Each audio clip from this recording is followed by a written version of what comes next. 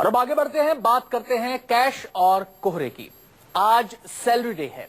हो सकता है कि आपकी सैलरी आपके खाते में ट्रांसफर हो गई हो या कुछ घंटे बाद ट्रांसफर होने वाली हो, लेकिन सबसे बड़ी समस्या यह है कि खाते से आप सैलरी निकालेंगे कैसे। बैंकों और एटीएम के बाहर आज लंबी लाइनें देखने को मिल सकती हैं। लोगों को इंतजार बैंक खुलने का है ताकि घर की जरूरत के मुताबिक पैसे निकाल सकें, लेकिन क्या सैलरी की उम्मीद में खड़े लोग मिशन में कामयाब हो पाएंगे और सरकार ने क्या इंतजाम किए हैं, देखिए इस रिपोर्ट में। सैलरी के लिए खड़े हैं क्योंकि एक्चुअली में घर में दाना पानी नहीं है। हमारा नंबर आएगा तो तक पैसा खत्म हो जाता है, दूसरे में जाके खड़े हो तो वहाँ 2 घंटा लगता है। अगर आप सैलरी पेशा या पेंशनधारी हैं, तो नोटबंदी के बाद आपकी पहली सैलरी अकाउंट में आ चुकी है या आने वाली है। आप अपनी सैलरी बैंक से निकाल सकते हैं, लेकिन आप जैसे इस देश में करोड़ों लोग हैं जो सैलरी का बेसब्री से इंतजार कर रहे हैं। इसलिए देश भर के बैंक शाखाओं में एटीएम पर आज से भारी भीड़ उमड़ने की उम्मीद है। नोटबंदी का ऐलान हुए 3 हफ्ते से ज्यादा का समय हो गया है, लेकिन हालात अब भी कमोबेश जस के तस हैं। सरकार और आरबीआई नए नोटों की आपूर्ति के लिए युद्ध स्तर पर प्रयास कर रही है। कोशिश यही है कि सैलरी की आस में बैठे लोगों को परेशानियों का सामना न करना पड़े।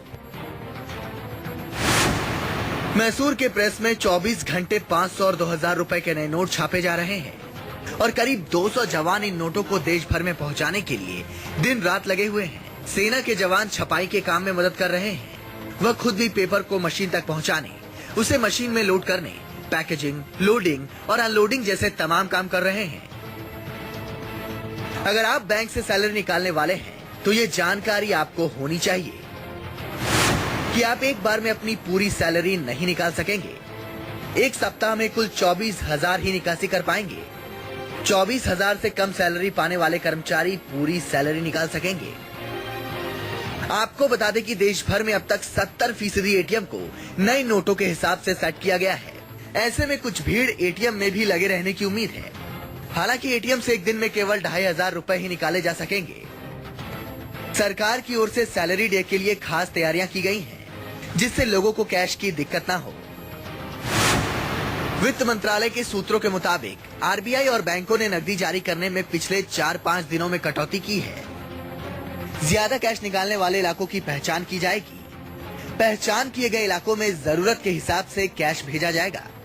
दिसंबर से वेतन भोगियों को वेतन देने के लिए आरबीआई और बैंकों ने विशेष तैयारी कर रखी है। सरकार का दावा है कि आरबीआई के पास नकदी की कोई कमी नहीं है और पिछले 3-4 दिनों में शहरी इलाकों में नकदी की जो कमी देखी जा रही थी वो इसलिए कि आरबीआई ने अपने पास नकदी बचा रखा था, जिससे वेतन भोगियों को वेतन सुचारू रूप से दिया जा सके।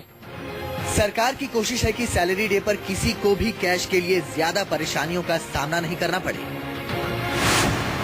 कारोबारी इलाके में ज्यादा कैश भेजने की खास तैयारी है। एटीएम में तेजी से दोबारा कैश भरने का भी इंतजाम किया गया है। 500 रुपए के नए नोटों को सरकार ने सैलरी डे के लिए खास तौर से बचाकर रखा था।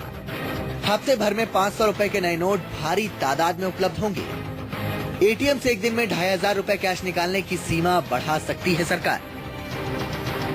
आम आदमी अपनी सैलरी को लेकर परेशान है, तो मोदी सरकार के लिए भी यह हफ्ता किसी अग्नि परीक्षा से कम नहीं, क्योंकि नोटबंदी के बाद बैंकों के बाहर सबसे लंबी लाइन आज से लगने वाली है। ब्यूरो रिपोर्ट के साथ मनीष कुमार, दिल्ली, न्यूज़ 24।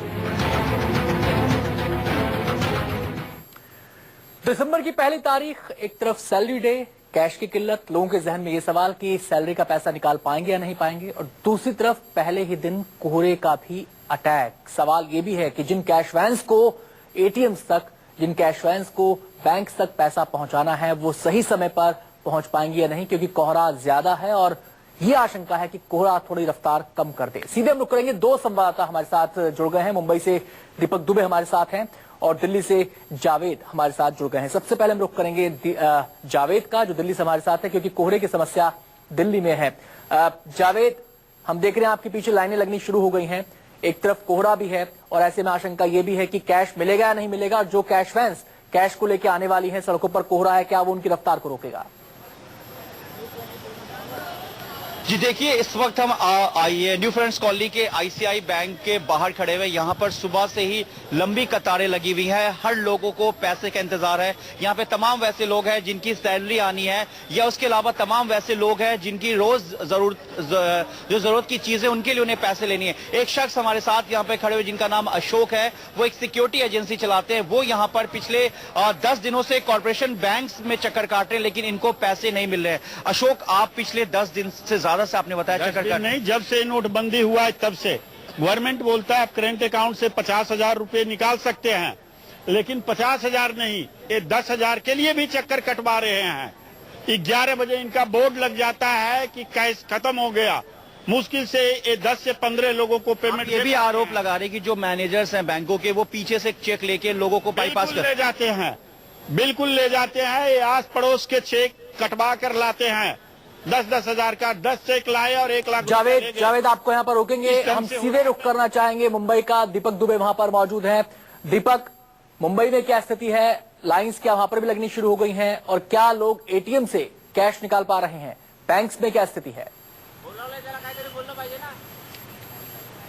जी, लोगों को उम्मीद थी कि आज उन्हें पैसे मिल पाएंगे, खासतौर पर जिनकी सैलरी आज बैंक में आ चुकी है, और एटीएम की तरफ तमाम जो मुंबईकर हैं वो रुक कर रहे हैं। लेकिन यहाँ पर बदहाली का आलम यह है कि बैंक ऑफ इंडिया के एटीएम के ठीक सामने हम खड़े हैं, जो अंधेरी इलाके में स्थित है, जिसमें पैसे आज भी मौजूद नहीं है। उसकी वजह से तमाम जो सैलरी धारक हैं, जो पैसे निकालने के लिए आ रहे हैं, वो काफी परेशान हो रहे हैं। हम लोगों से बात करते हैं, जानने की कोशिश करते हैं।